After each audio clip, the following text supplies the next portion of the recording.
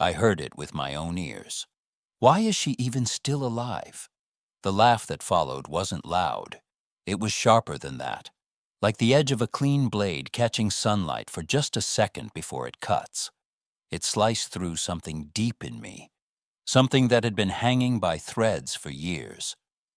I was standing just beyond the wooden side gate, the one that leads into Daniel and Sophie's back garden, holding a glass baking dish of peach cobbler. It was still warm, the heat seeping through the dish into my hands. I didn't tremble. Not yet. I didn't turn back either. Instead, I pushed open the gate and walked in as though I hadn't heard a thing. The string lights were already glowing, even though the sun hadn't quite set. Long picnic tables stretched across the lawn, covered in mismatched tablecloths and the remnants of an afternoon barbecue. The air smelled of grilled meat and those cheap citronella candles they'd placed in old jam jars. Music, too loud, too fast, too pointedly youthful, poured from a speaker propped on a chair. It was the kind of music no one over 40 could dance to without irony. Some faces turned in my direction for the briefest moment, then slid away again. A few belonged to my blood, my nieces, an in-law or two. Others were strangers I'd never seen before. None of them smiled. Someone cleared their throat. "Oh, Margaret, we didn't know you were coming." That was Sophie's voice. I'd have recognized it anywhere. The same voice I'd just heard behind the fence. The same voice that had wondered, aloud and without hesitation, why I was still alive. "I brought cobbler," I said evenly, lifting the dish a little as if to prove it existed. No one stepped forward to take it from me. I walked further into the garden, past the smell of burgers, past clusters of people locked in their conversations. The folding chair at the far end of the table was free, so I claimed it. It groaned under me as I sat down, my lower back already aching from the weight of the dish. I straightened up. I wouldn't hunch, not here, not in front of them. Daniel, my son, stood near the grill. He was in the middle of some animated story I couldn't hear, beer in hand, his head tilted just enough to make Sophie laugh. At one point, he lifted his bottle high and called out, "To family." Every glass and can in sight was raised. There was a chorus of clinks. Not one pair of eyes met mine. Children, my grandchildren, darted past me 3 times in the space of 15 minutes. Lucy was among them, hair pulled back in a careless ponytail, taller than the last time I'd seen her. Not one of them stopped. Not one, "Hi, Grandma." Once upon a time, I'd greet them with Ziploc bags of gummy worms, stickers, little notebooks, things I'd tuck into their hands like tiny promises. Now I wondered if they even knew me without my apron, without my shopping bags bulging with treats. Sophie approached eventually. Her smile was the kind she wore when someone had a camera pointed at her. Tight-lipped, practiced, almost convincing if you didn't look too closely. "Did you want a plate?" she asked, not meeting my eyes for long. "I'm fine," I replied. She nodded, too quickly, and walked away before I could say anything more. So I stayed where I was. I watched them eat, watched them talk and laugh and refill each other's drinks. I listened to stories I wasn't a part of. I stacked empty paper cups when they rolled towards me in the breeze. When the sun dipped and the air turned cooler, people began drifting inside. I helped stack plates. I folded napkins. I wiped the sticky surface of the table with a damp paper towel, even though no one had asked me to. And then, when the last of the paper lanterns had been unplugged, I picked up my empty glass dish, still faintly warm from the late afternoon sun, and walked out. Not in anger, not in sorrow, but with a decision. The next morning, the kitchen felt cavernous. The only sound was the hiss of the kettle. I made coffee in my smallest pot, just enough for 1 cup, and carried it to the table by the window. That same table had once been Daniel's homework station. I could still picture his 2 long legs kicking restlessly under the chair, his hair falling into his eyes as he scribbled in his exercise books. Back then, he'd needed me for everything. Now, he barely tolerated me. I didn't speak to a soul that Sunday. The cobbler dish was already clean, dry, back in its cupboard. I stepped outside only once to collect the mail, but I didn't open any of it. I wasn't ready to see Daniel's name on the electricity bill again, the one for a house that had once been mine, at least in part. I'd paid the down payment, $30,000 from my retirement account. Just to help you get started, I'd said at the time. No strings attached. Apparently, that also meant no place at the table. The paperwork was still in my filing cabinet. I'd never had cause to look at it before, but now I wanted to see it. Not for the numbers, I knew them by heart, but for the names. I went to the cabinet, pulled out the folder marked Daniel, House. Inside were the purchase agreement, the deed, and a letter I'd written in my own hand, gifting the money with no expectation of repayment. Because you're my son, I had written. It hurt more than I'd expected to read that line. That evening, I called Grace Harper. We'd met years ago at bridge and stayed in occasional touch. She wasn't exactly a friend, but she was sharp and had worked in probate law for decades. I have some questions about property, gifts, and estate documents, I told her. She didn't ask why. Come by tomorrow. Bring everything. I slept better that night than I had in months. No pacing, no pills. Not peace exactly, but a kind of alignment, as though some scattered pieces of me had shifted into place. In the morning, I dressed carefully. Pressed slacks, real shoes. My good coat, even though the weather was too warm for it. When you're about to change the shape of your life, you wear something with buttons. Grace's house smelled of lemon cleaner and peppermint tea. She glanced over the folder, flipping through each page, giving a small grunt now and then. No written expectations, no shared title, she said finally. It's theirs now. You gifted it. I know, I said, but that doesn't mean you're powerless. Her eyes met mine, steady and certain. She explained what could still be done, about accounts, wills, powers of attorney. You can't take the house back, she said, but you can make sure they don't get anything else. That was enough. She handed me a checklist. I folded it in half and slipped it into my purse. That evening, I sat at the kitchen table again. No music, no television, just the silence I used to hate but now welcomed. I took a blank sheet of paper and wrote Daniel's name at the top. Then I drew a single line through it. The day after that garden party, the house felt like it was holding its breath. The light through the front windows was thin and gray, the sort of light that made everything look a little dustier than it probably was. I stood at the kitchen counter with my smallest coffee pot, just 1 cup's worth, and let the kettle's whistle fill the quiet. I didn't set out a second mug. There was no point in pretending. The ceramic mug I chose was one Daniel had made in art class when he was 12. A clumsy thing with uneven walls and a handle too small for any adult's hand. He'd painted it in thick stripes of blue and white. On the bottom, in pencil beneath the glaze, were the words, "For Mum." I ran my thumb over the handle as the coffee cooled. The last time Daniel had been in this kitchen, he hadn't even looked at that mug. I doubted he remembered making it.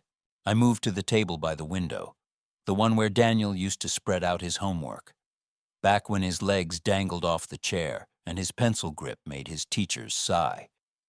I could still see him there, bent over his spelling lists, eraser dust on the table, his hair falling into his eyes. Back then, I was necessary. Now, I was a tolerated obligation. The postman came just before 11. I heard the thunk of envelopes hitting the mat, but didn't get up right away. When I did, I recognized the thin white envelope from the electricity company. I knew without opening it that Daniel's name would be on it, on the bill for a house I had once helped to buy. The down payment had been $30,000 from my retirement account. Money I'd told myself I could spare because it was for Daniel and Sophie. for their future, for the home they'd raise their children in. Just to help you get started, I'd said back then, with the easy smile of someone who believed in second chances and in family as an unshakable foundation. No strings. That's what I'd told them. Apparently, no place at the table either. For years, I'd told myself it didn't matter that my name wasn't on the title. But now I wanted to see it with my own eyes. Not the numbers, I knew them, but the names. I wanted to see exactly who owned what I had given. I went into the small room I still called the study, though it was really more of a storage space these days. The air smelled faintly of dust and old paper. Against the wall stood my filing cabinet, beige metal, scratched at the edges, still sturdy. The bottom drawer groaned when I pulled it open. Hanging folders in green and brown lined up like obedient soldiers, each labeled in my own looping handwriting. Insurance, pensions, taxes. At the back, a slightly warped folder marked Daniel House. I carried it to the kitchen table. Inside was the purchase agreement, creased from being handled more than it should have been. The deed, crisp and impersonal, and a letter written in my own hand, dated 8 years ago. "Because you're my son," the letter said, "and I want you to have a home you can build a life in. This is a gift, with no expectation of repayment." I'd signed it in ink that had since faded to a softer blue. I sat there for a long while, reading and rereading that one line. The words looked foreign now, like something another woman had written. Someone softer, more certain. Someone who still believed giving freely meant being valued. The truth of it was simple. I had made it possible for them to have that house. And in return, I had been slowly edged out of the life inside it. I reached for the phone before I could talk myself out of it. Grace Harper answered on the third ring. "Margaret." "Well, this is a surprise," she said, her voice brisk but warm. "I need to ask you something," I told her, "about property, about gifts, and about what happens to them when the relationships they were built on change." There was a pause. Grace was not the kind of woman to ask questions she didn't need the answers to. "Come by tomorrow," she said. "Bring everything you've got. We'll have a look." That night I slept better than I had in months. No pacing, no getting up to make tea at 2 a.m. No pills rattling in their plastic bottle. It wasn't peace, not exactly, but there was a new alignment in me, as though a few important bones had shifted back into place. In the morning, I ironed my slacks, chose a blouse without a single crease, and put on my good navy coat, even though the weather was mild. When you're about to change the shape of your life, you dress with intent. You put on something with buttons. Grace lived in a semi-detached on a quiet street, lined with old sycamores. The front garden smelled faintly of lavender. Inside, the air was lemon cleaner and peppermint tea, an oddly reassuring combination. Her dining table was already clear, except for a yellow legal pad and a pen. She gestured for me to sit, then took the folder and began flipping through the documents. She didn't rush. When she got to my handwritten letter, she gave a small grunt. "No written expectations," she said. "No shared title. No co-ownership agreement. You gifted it outright." I nodded. "I know." Grace looked up, her gaze sharper now. "But that doesn't mean you're powerless." Something in my chest shifted at that. She began outlining what could still be done, about bank accounts, wills, power of attorney documents, quiet, methodical steps to redraw the lines of my life. "You can't take the house back," she said, "but you can make sure they don't get anything else you don't want them to." That was enough, more than enough. She slid a sheet of paper toward me. At the top, in her neat block capitals, it read, "To do." The list was short but decisive. Revoke the power of attorney. Remove Daniel from bank accounts. Change all locks. Update the will. Create a trust. It didn't feel like revenge. It felt like repair. I folded the list in half and tucked it into my purse. Back home, the late afternoon light slanted across the kitchen table. No music, no television, just the hush I used to think of as loneliness. Now, it felt almost like an ally. I took a clean sheet of paper from the drawer and wrote my son's name at the top, Daniel. Then I drew a single, deliberate line through it. This wasn't the end of anything yet, but it was the first true beginning I'd had in years. And I knew, before the week was over, that I was going to do everything on Grace's list. Not tomorrow, not someday, now. Grace's list sat on my kitchen table like a quiet dare. 5 neat lines, each one a cord I could sever. I started at the top. 1. Revoke the power of attorney. On Monday morning, I walked into Grace's office with the original document Daniel had signed 3 years ago, when I'd slipped on the back steps and fractured my wrist. Back then, the decision had seemed practical, natural even. A son taking on responsibility in case his mother couldn't manage things herself.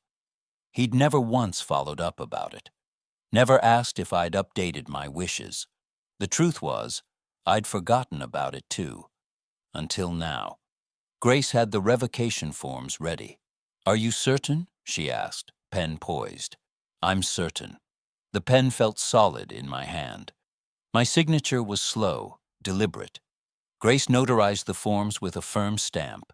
"There," she said. "He has no legal say in your affairs anymore."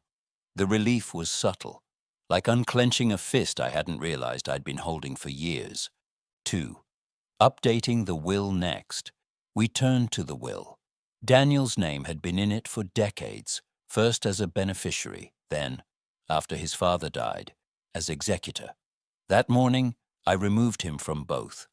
"I want the proceeds from my estate to go to the Greenway Women's Shelter," I told Grace. In full. Her brows lifted slightly. "Any particular reason?"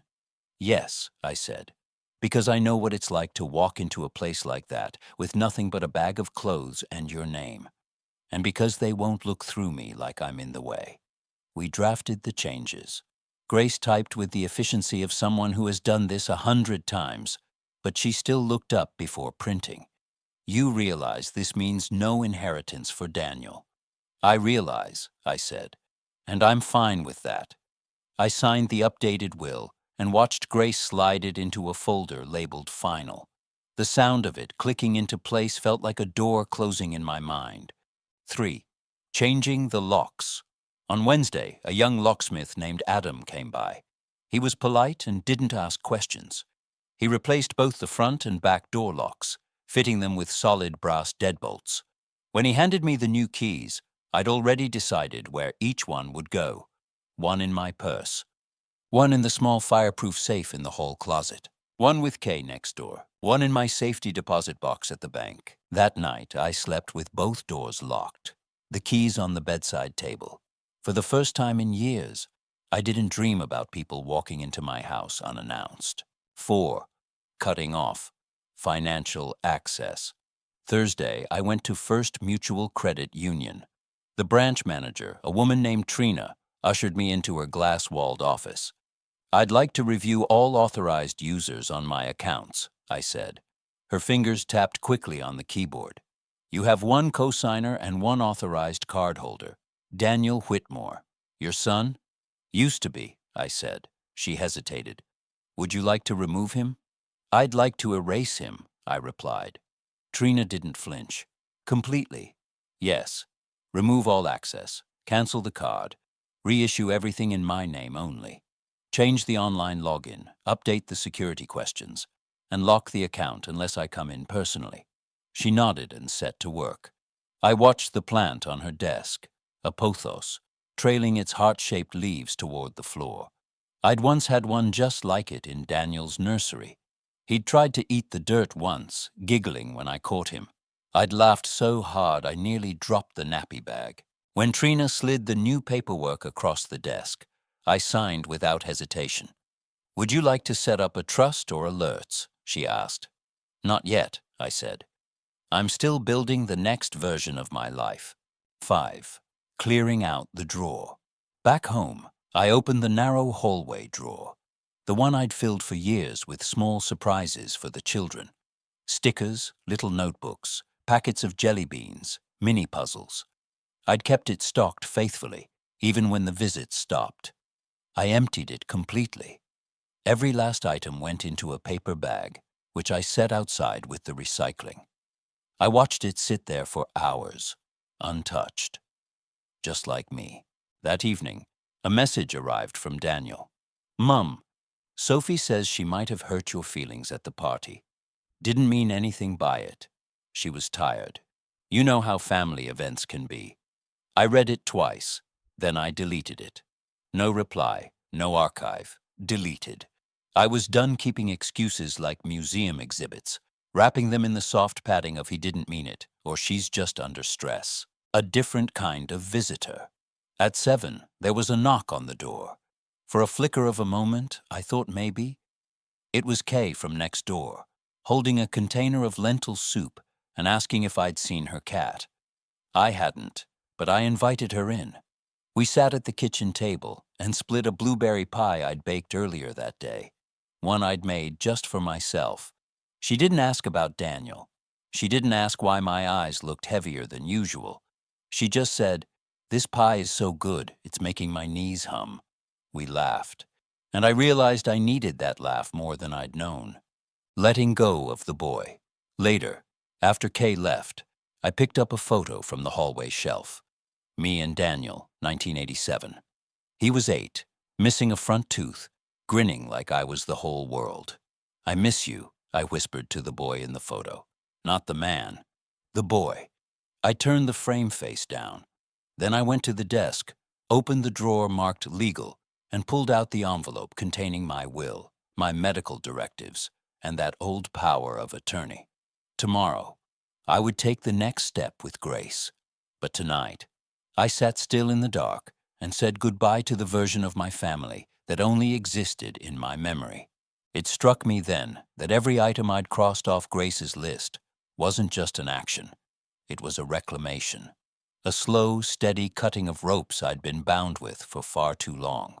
The house still stood around me, familiar and quiet, but it felt different now, as though the air itself had shifted. I could almost hear the space answering back, "You're getting your life back." And for the first time in years, I believed it.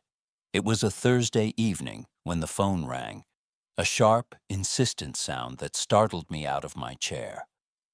Most of my calls these days were robocalls or polite reminders from the pharmacy, but something in the timing, in the way the second ring felt heavier than the first, made me cross the kitchen quickly. "Hello?" For a heartbeat, there was only static. Then a voice I hadn't heard in nearly a year. "Grandma." Lucy. I froze. Her voice was lower now, the pitch of a girl tipping into young adulthood, but there was still a tremble in it, like the first time she'd called me from her primary school to say she'd won the art prize. "Lucy," I said, too softly, "is that really you?" "Yeah, it's me." She sounded like she was choosing every word carefully, as if someone might be listening. I hope it's okay I'm calling. I had to borrow a friend's phone. Dad doesn't know." A part of me ached at those last words. Borrowed phone. Doesn't know. My son, her father, had built a wall so tall between us that a 15-year-old had to sneak around to speak to her grandmother. "Of course it's okay," I told her, my voice steady, though my chest was tight. "You can call me anytime. Always." She hesitated. I wanted to see you, if that's okay." I closed my eyes. In that moment, I could picture her exactly. Freckles across the bridge of her nose, hair in that messy braid she never managed to finish, her trainers scuffed from football practice. "When?" I asked. "Tomorrow? After school? I can walk. It's only 20 minutes. I know the way." I wanted to say yes immediately, but I forced myself to breathe first. "Come round at 4. I'll make tea. And I'll have something sweet." There was a small laugh on the other end, quick, almost shy. "Okay, 4." Then the line went dead. That night, I didn't sleep much. But it wasn't the restless kind of wakefulness I'd grown used to. It was the anticipation that kept me up. the sense that tomorrow might just tilt the balance of the quiet, controlled life I'd built these past weeks. I found myself in the kitchen at 2 in the morning, checking cupboards. I still had flour, sugar, and enough cinnamon for a proper apple crumble. Lucy had always loved the way the crust went golden and crisp, while the apples turned soft and syrupy beneath. By sunrise, the apples were peeled and sliced, resting in a bowl with lemon juice. The crumble topping waited in the fridge. At 3:45, I set the kettle on and opened the front curtains just enough to see the street. Every set of footsteps, every shadow made my heart catch. And then, there she was, taller than I remembered, her school blazer unbuttoned, backpack hanging off one shoulder. She walked with that half-cautious, half-determined stride I recognized instantly. When she reached the door, she looked around once before knocking. I opened it before the second knock. "Hi," she said, and for a second she looked 12 again. "Hi, sweetheart. Come in." The hug was awkward at first. She was all limbs now, her head nearly level with mine. But then she held on tighter, and I could feel the faint tremor in her shoulders. Inside, the smell of cinnamon and baked apples filled the kitchen. Her eyes lit up. "You made it," she said, sliding into her old seat at the table. "I told you, anytime," I said, setting out the plates. Over tea and crumble, she talked in bursts. School, her art project, a new girl in her class who drew comics. She avoided any mention of her parents, but between stories, there were pauses. "Grandma," she said finally, her fork tracing lines in the crumble topping. "Yes? Did you hear what Mom said at the barbecue?" I felt my jaw tighten. I heard. Her eyes flicked up to mine, cautious. "She didn't mean it, you know. She was just—" "Lucy," I interrupted gently, "it's not your job to explain for her." She bit her lip and nodded. For a moment, neither of us spoke. The ticking clock filled the silence. Then she reached into her backpack and pulled out an envelope, slightly crumpled. "This is for you," she said. I hesitated before taking it. Inside was a watercolor painting, delicate washes of blue and green forming the shape of a garden. There was a small figure at the edge of the paper, hair in a bun, holding a dish. "It's us," she said, her voice almost shy. "In your garden, the summer we grew tomatoes." I remembered that summer, how she'd eat the cherry tomatoes straight from the vine, juice running down her chin. "It's beautiful," I said, and meant it. "You should keep it," she added quickly. In case I can't come for a while again." Something in me shifted then. All the cutting of ties, all the reclaiming of my independence. It had been for me. But now, looking at Lucy, I realized it was also for her. She needed someone in her corner who wasn't tangled in the politics of that house. Someone who wouldn't vanish when things got difficult. When she left, I walked her to the door. "Same time next week?" I asked. Her smile was small, but certain. "Yeah, next week." As she walked away, I noticed she didn't look over her shoulder once. She knew the way home. She knew where I was. After she disappeared from view, I returned to the kitchen and placed the painting on the mantel. The figure in the garden seemed to look back at me. It struck me then that this moment, was the opposite of Sophie's question. Why was I still alive? For this. The next morning, I called Grace. "There's something I want to add to the will," I told her. "Something for my granddaughter." Grace didn't hesitate. "Come by Monday. We'll make it official." I hung up feeling lighter. Not because the legal papers would change my relationship with Lucy, they wouldn't, but because I was finally building a life that had room for her, room for someone who wanted to be there. That afternoon, I sat at the table with a fresh sheet of paper. I wrote Lucy's name at the top in neat, bold letters. No line through it. Never a line through it. It started with a phone call I almost didn't answer. The number wasn't saved in my contacts, but I knew it. Daniel had changed his mobile plan years ago and rarely called. When he did, it was usually through Sophie's phone. I picked up on the fourth ring. "Mom." His voice was flat, clipped. "We need to talk. Today."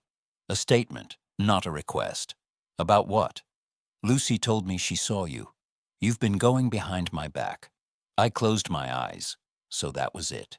"Lucy came to see me, Daniel. She's old enough to decide for herself." "She's a child, my child," he snapped. "And you don't get to undermine my rules." We agreed, or rather, he dictated, that we'd meet at a cafe halfway between our houses. Neutral ground. It was one of those modern places with bare brick walls and too many hanging plants. The kind where the menu is printed in a font so faint you have to tilt it toward the light. I arrived first. I didn't order. My stomach was too tight for coffee. Daniel walked in 10 minutes late. He looked older than I remembered. Not in years, but in weight. Not physical weight, but something heavier. His jaw was set, his eyes cold in a way that made me think of his father on the worst days. He sat down, leaning forward, elbows on the table. "Why?" he said. It wasn't a question seeking clarity. It was an accusation. "Because she's my granddaughter," I replied. "She's my daughter," he shot back. "And when I say no contact, I mean no contact." I wanted to choose my words carefully, but they came out sharper than I intended. "She's not property, Daniel. She's a person, and she deserves more than being cut off from half her family, because it suits you." He laughed once, a sound without humor. "Family. You've been nothing but a thorn in Sophie's side since we got married. Always questioning, always judging." "That's not true." "Really? What about the house? You've been holding that over us for years." My hands tightened in my lap. "I gave you that money. I never once asked for it back. But you've treated me like a stranger in the home I helped you build." The waiter appeared, hovering awkwardly, and we both shook our heads. The air between us was already thick enough to drink. Daniel leaned back, arms crossed. "Lucy doesn't need your influence. She's doing fine without you." "Is she?" I asked quietly. "Because she had to borrow a friend's phone to call me. She's 15 and afraid to tell you she wants to see her grandmother. Does that sound like fine to you?" His mouth tightened. "You don't know what's going on. You see her once and think you understand." "I understand enough," I said. "Enough to know that if you keep trying to erase me from her life, you'll be erasing something from her too." For a moment, neither of us spoke. The cafe noise swelled around us. Clinking cups, low chatter, the hiss of the espresso machine. Daniel broke the silence. "Sophie thinks you're manipulative." "I'm sure she does," I said evenly. "It's easier than admitting she's cruel." He pushed his chair back. "I'm not doing this. If you want to see Lucy, it'll be when I say, where I say, and with me there. Otherwise, forget it." I could have argued, could have begged, could have offered compromise. Instead, I reached into my bag and pulled out the envelope Grace had helped me prepare. "This," I said, sliding it across the table, "is a copy of my updated will. You're no longer the executor, and you're not in it. I've also revoked the power of attorney and removed you from every account." His eyes flicked down to the envelope, then back up to me. "What's this supposed to be? Some kind of threat?" "No," I said. "It's a fact. You don't get to control my life anymore, Daniel. Not my finances, not my choices, not my relationship with Lucy." His jaw worked, but no words came out. For a second, I saw the boy he used to be. The one who'd stand in the kitchen doorway, fists clenched, trying not to cry when he'd been caught lying about his homework. Then the mask dropped back into place. "You're making a mistake," he said finally. "Maybe," I replied. "But it's mine to make." He stood, shoving the chair back so hard it scraped the floor. A couple at the next table glanced over. "I'll tell Lucy you're not to contact her again," he said. "If you care about her, you'll respect that." I watched him walk out without looking back, I stayed in the cafe for a long while after he left, staring at the untouched glass of water in front of me. My hands shook, not with regret, but with the realization that the cord between us had been cut clean through. I had hoped, foolishly, that he might hear me, that some part of him still remembered the woman who'd held his fevered forehead through nights that lasted forever. But the man who'd sat across from me today, I didn't recognize him. When I finally stepped outside, the air was sharp with the smell of rain. I pulled my coat tighter and started walking, not toward the bus stop, but down a side street lined with old terraced houses. Halfway along, I realized I was breathing easier. The conversation had been brutal, but it had also been clarifying. I wasn't going to wait for Daniel's permission to be part of Lucy's life, and I wasn't going to let his anger dictate the shape of my days. That evening, I called Grace. "It's done," I told her. "What's done?" "The confrontation, the cutting, all of it. He knows exactly where we stand." There was a pause on the line. "And where is that?" "On opposite sides," I said. "And I'm fine with that." I ended the call and went into the living room. On the mantel, Lucy's painting caught the glow of the lamp. The figure in the garden looked steady, sure, rooted. I smiled at it, because for the first time in years, so was I. After the cafe, after Daniel's hard exit and the echo of the chair leg scraping the floor, I thought I'd feel hollow. Instead, I felt space. It was as if someone had opened a window in a long sealed room. The air in my life moved again, cold, sharp, but clean. Still, there was a strange quiet in the days that followed. Not loneliness exactly, but an awareness that I'd cut myself loose from something I'd once believed was unshakable. And now, I had to decide where to step next. A knock at the side gate. It was Kay who came first, 3 days after the confrontation. I was in the back garden, trimming the lavender that had started to sprawl across the path, when I heard the latch on the side gate click. Kay's voice floated in. "Don't shout. Your cat's on the wall again." "I don't have a cat," I called back, smiling. "Then someone's about to adopt you." She appeared around the corner, holding a chipped mug of tea. The cat turned out to be a Ginger Tom from 3 streets over, lounging on the wall as if it owned the place. "You're quiet this week," she said, handing me the tea. "Not like you were loud before, but different." "I had a meeting with Daniel," I said, leaving it there. She didn't pry. That's the thing about Kay. She knows when a door is closed and doesn't try to force it. The market. The following Saturday, I decided to go into town. I hadn't been to the Saturday market in years. Not since before Sophie began forgetting to invite me to family outings. The air was sharp with early spring chill, but the stalls were bright with tulips, daffodils, and the first strawberries. I wandered without hurry, touching fabrics, smelling soaps, letting myself be part of the hum of people without being swept along by it. At the bread stall, the vendor, a man with laugh lines deep as crow's feet, offered me a sample of seeded rye. "Haven't seen you before," he said. "I've been hibernating," I replied. He grinned. "Well, spring's here. Good time to come out?" I bought a loaf, not because I needed it, but because it felt good to answer kindness with something tangible. The invitation. At the edge of the market, just past the second-hand bookstall, there was a table with a hand-painted sign. "Greenway Community Garden. Volunteers, welcome." The woman behind it had soil under her nails and a scarf tied loosely around her neck. She was arranging seed packets like precious artifacts. "You like gardening?" she asked as I lingered. "I do," I said. Or, I used to. "Well, we're just across from the library. Always room for another pair of hands." She slid a flyer toward me. "You look like someone who'd know the difference between a weed and a wildflower." It had been a long time since anyone described me with certainty. I took the flyer. Sunday lunch. That Sunday, I roasted a chicken. Not for company, not for an occasion, just for myself. I set the table properly, cloth napkin, glass of white wine. Lucy's painting propped up against the vase of daffodils. Halfway through, the phone rang. It was an unfamiliar number again. "Hello? Mrs. Whitmore?" The voice was warm, female, tinged with a smile. "This is Anne from the community garden. Kay gave me your number.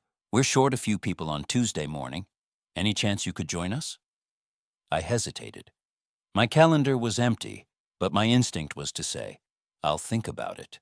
Instead, I heard myself say, "Yes, I'll be there." First morning at the garden. Tuesday dawned gray and wet, but the garden was bright with yellow slickers and laughter. Anne handed me gloves and pointed me toward a bed of stubborn winter weeds. As I worked, the conversation flowed around me. Bits of stories about children, travel, recipes gone wrong. No one asked where I'd come from or what I was doing there.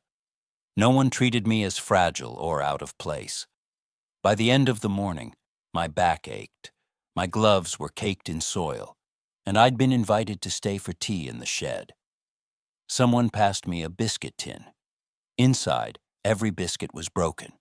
"That way, no one feels guilty about taking two," Anne explained. I laughed, really laughed, and the sound felt strange in my own ears, like hearing a song you used to love. Lucy again. That Thursday, Lucy called. No borrowed phone this time. Her number lit up on my screen. "Hi, Grandma. Can I come by after school?" "Yes," I said, smiling before she could even explain. "Always." When she arrived, she noticed the bread on the counter, the market tulips on the table. "You've been busy," she said. "Trying new doors," I told her. She tilted her head. "What does that mean?" "It means," I said, pouring her a glass of milk, "that sometimes one door slams shut so hard you think you'll never move again. But if you turn around, you find others you didn't know were there." The bench. At the end of the week, I went to the park. I sat on the old green bench by the pond, watching ducks bob in the water. It struck me that I hadn't been here since before Robert died. Daniel had been 13, more interested in football than family walks. A young mother passed with a pram, smiling politely. I smiled back, and for the first time in years, I didn't feel the pull to explain myself.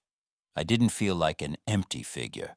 No one's mother, no one's wife, no one's convenient errand runner. I was just a woman on a bench, and that was enough. The letter. That evening, I found a cream envelope in the post. The handwriting was unfamiliar, neat and deliberate. Inside was a short note. "Mrs. Whitmore, I believe you knew my mother, Eleanor Clark. She spoke of you often. She passed last winter, but in her papers, we found something we think you should have. Please let us know if we may call on you. Margaret Clark." I sat with it for a long while, tracing the loops of her handwriting. Eleanor Clark.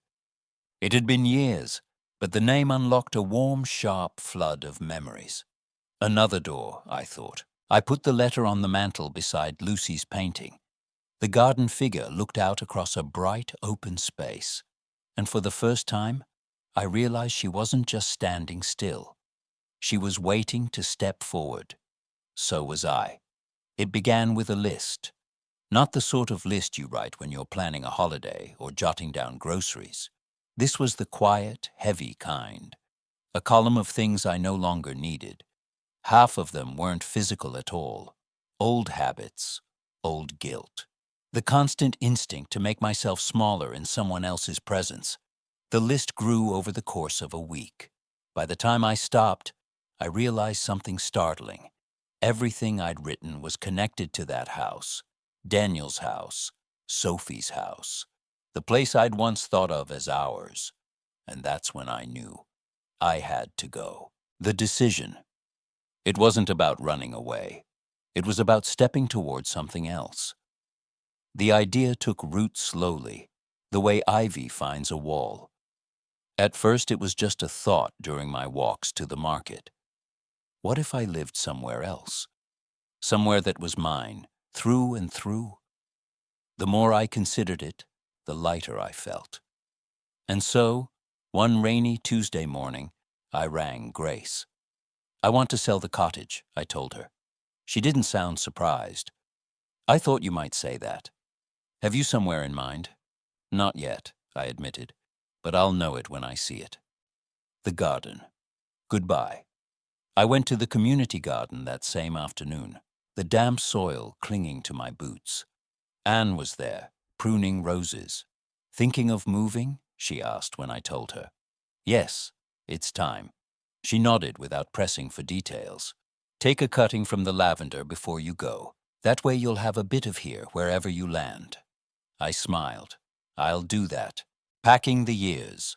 I started in the attic, where the past had been sleeping under dust sheets. Boxes labeled in my own handwriting. Daniel's schoolwork, summer '92, Mum's china. Each one was a step into another decade. Some things I kept. A lopsided clay pot Lucy had made in art class. Robert's fountain pen. A scarf my mother knitted. Other things I let go. The releasing was easier than I'd expected, like setting down a bag I hadn't realized was crushing my shoulder. By the third day, the house felt different. Not emptier, just clearer, as though I could finally see the corners again. Telling Lucy. When Lucy came over that Thursday, I made us tea and sat her at the kitchen table. "I'm moving," I told her. Her eyes widened. "Where?" "I don't know yet, but somewhere I can start fresh. Somewhere that feels like mine." She bit her lip. "Will it be far?" "Not too far. You'll still be able to visit. And you'll have your own room." Her shoulders eased, and she smiled faintly. "I like that. Daniel finds out." I hadn't planned on telling Daniel until the sale was in motion, but word travels quickly in small towns. He called one evening, his voice tight. "You're selling the cottage?" "Yes." "Why?" "Because it's mine to sell," I said. He let out a sharp breath. "Do you have any idea what that house means to—" "I know exactly what it means," I cut in.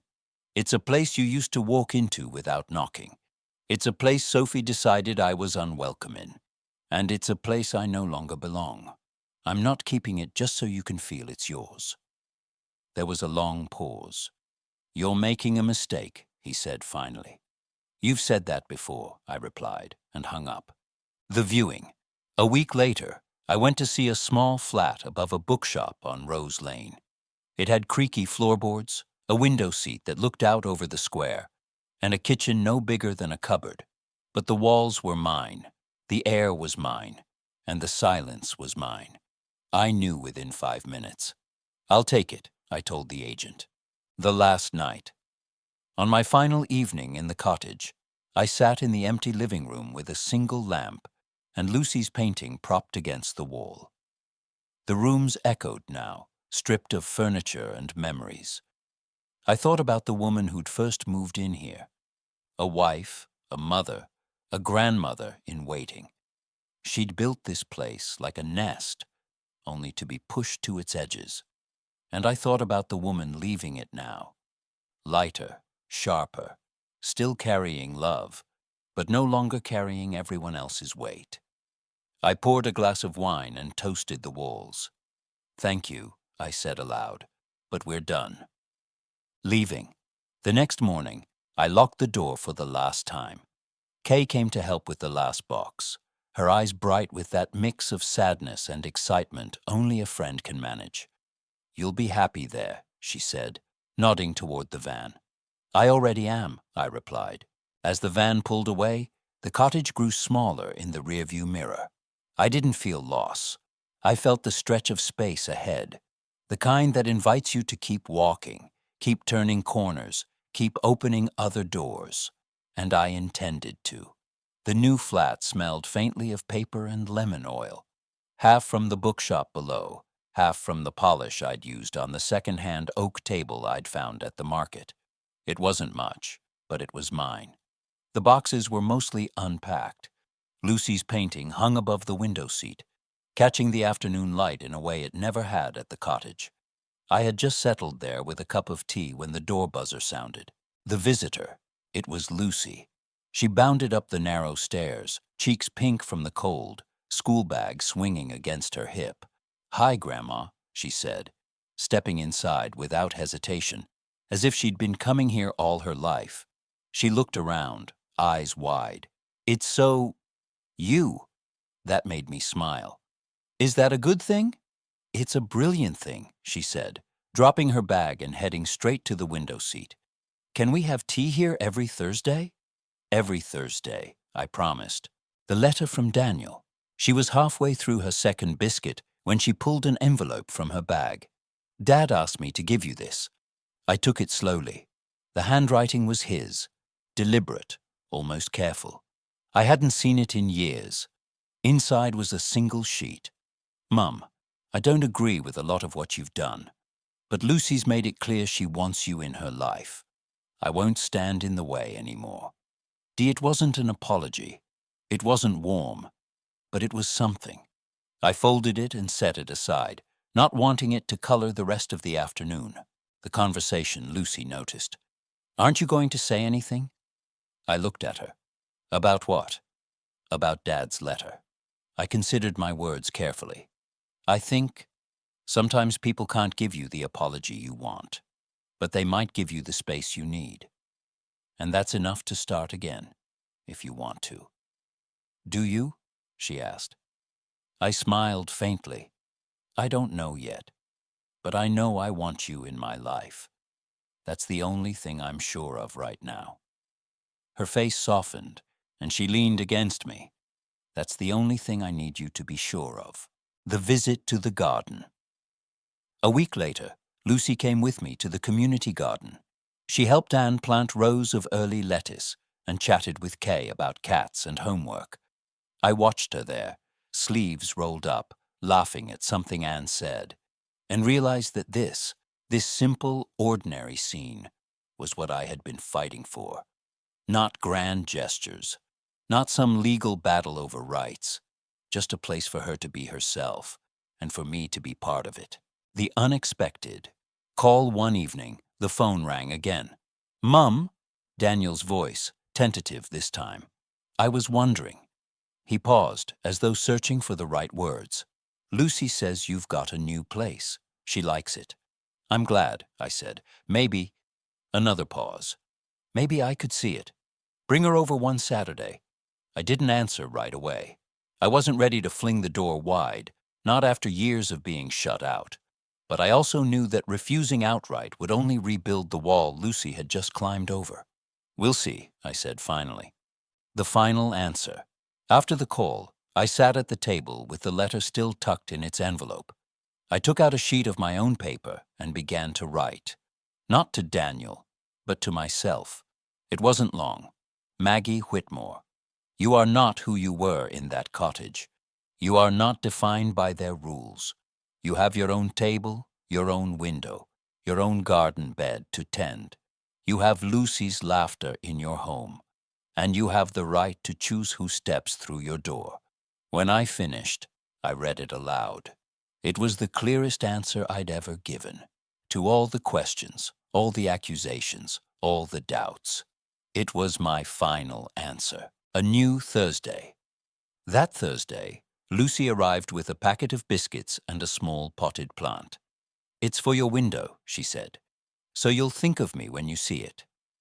I set it on the sill beside her painting. "I already do," I told her. We sat in the window seat, watching the square below as people moved between the shops. For the first time in years, the future didn't feel like something to brace against. It felt like something to step into. And that, I realized, was all the answer I needed.